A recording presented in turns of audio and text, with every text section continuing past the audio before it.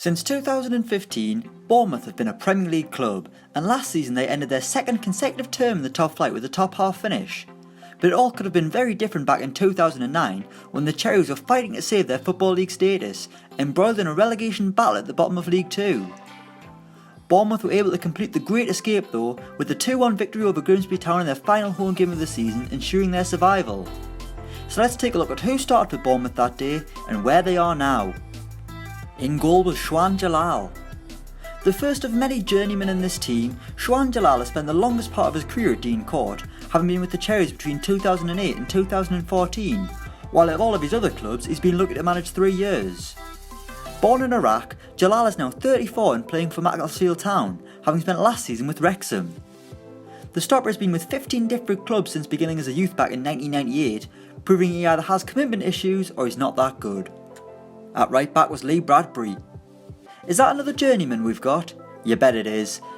Bradbury ended his career with Bournemouth at right back, but spent the majority of his playing days as a forward, with Manchester City paying a club record £3 million for his services back in 1997.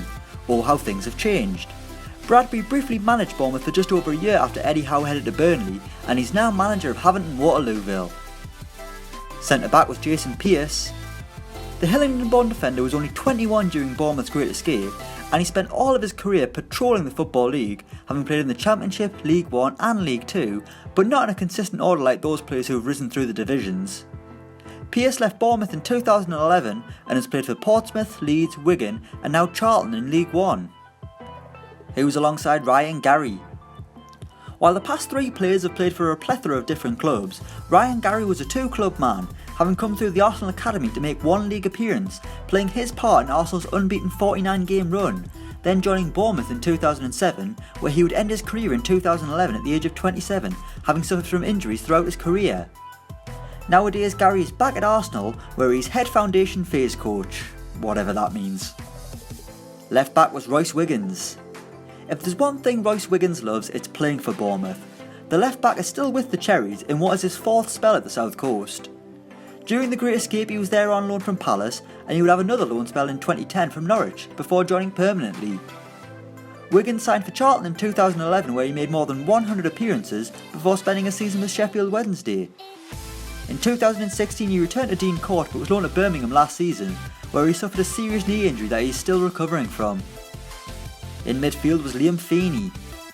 He was a consistent figure for Bournemouth between 2009 and 2011, barely missing a game, but ever since he joined Millwall in 2011, Feeney has been a Championship veteran, playing in the 2nd tier for the Lions, Bolton, Blackburn, Ipswich and now Cardiff City, on loan from Blackburn, having gone from relegation last season with Rovers to near the top of the Championship under Neil Warnock, where he's getting the best out of players you didn't know still had it in them.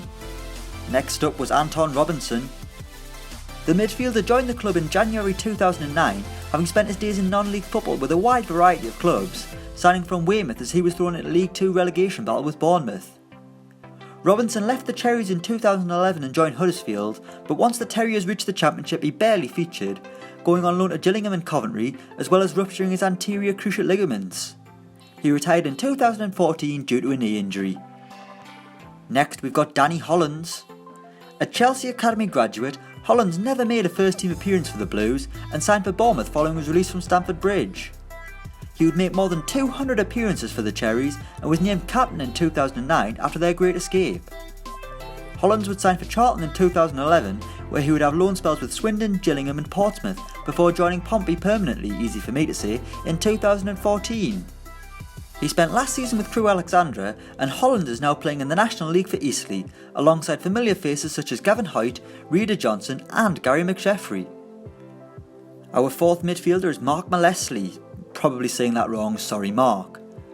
A conference lad before joining Bournemouth, Malessley made the step up from non-league to the Football League when things were desperate for the Cherries, and stayed with them as they avoided relegation and journeyed up to League 1. He would play for Exeter and Aldershot before joining Weymouth, where he is now the club's manager, sitting near the top of the Evo Stick League South. Up front was Brett Pittman. The Jersey-born striker joined Bournemouth as a youth and made his first-team debut in 2005. Pittman scored 17 goals in Bournemouth's Great Escape season and followed that up with 26 goals the following season, the best tally of his career. In 2010 he signed for Bristol City, but returned to Bournemouth just over 2 years later and continued to score goals as they rose through the Football League, finding the back of the net 15 times in the Championship as they won the title and reached the Premier League. However, Pittman didn't get a chance in the top flight, signing for Ipswich Town in the summer of 2015, and he's now scoring goals aplenty for Portsmouth in League One. And finally we've got Steve Fletcher. Bournemouth's hero against Grimsby Town, Steve Fletcher scored the winner at Dean Court to ensure the Cherries would remain in the Football League, scoring his 100th Bournemouth goal in the process.